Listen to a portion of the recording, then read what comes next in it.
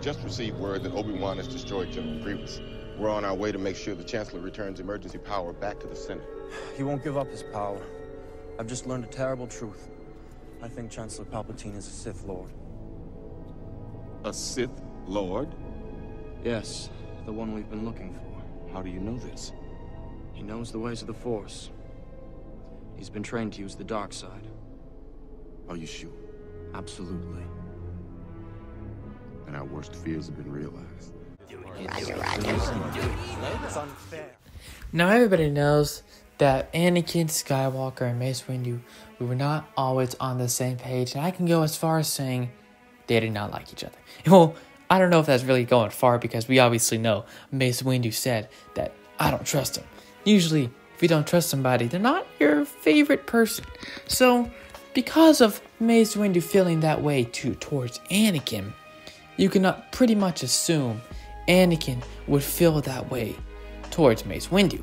Now, if he does feel this way, why would Anakin even tell him, Mace Windu, another Jedi that's extremely powerful, that's going to definitely do something about Palpatine being the Sith Lord? And there's really one response to this. I thought about this for a little bit.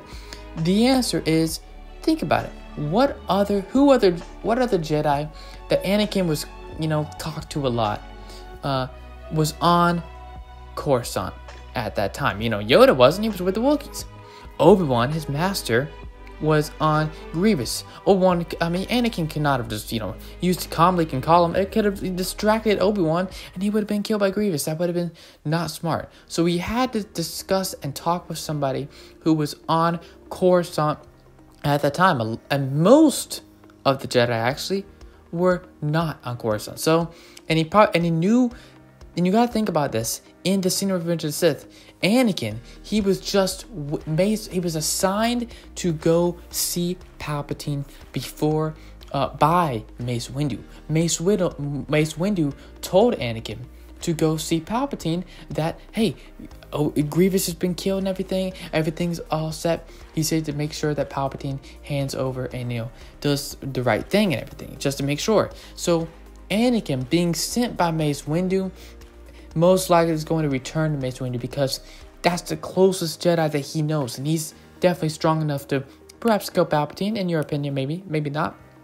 So the main reason Anakin told Mace Windu about Palpatine was because, first of all, Anakin was sent by Mace Windu. He was following his assignment, so he went straight to Mace Windu, who he was telling him what happened. And of course, he probably knew what was happening he knew where Mace Windu was. Another reason, every other Jedi he talked to the most was not on Coruscant at that time period. So that's why I believe Anakin told Mace Windu about Palpatine. If he didn't tell Mace Windu, and I do believe it would have been something a little bit different. Maybe I do a what if video on maybe what if he told Obi-Wan or something like that. But that's it for the video. Thank you for watching, and may the Force be with you always.